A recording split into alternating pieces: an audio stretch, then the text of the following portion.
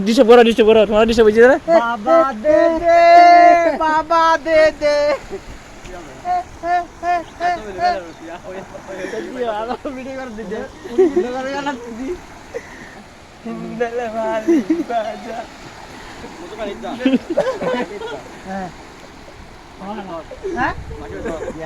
বাজু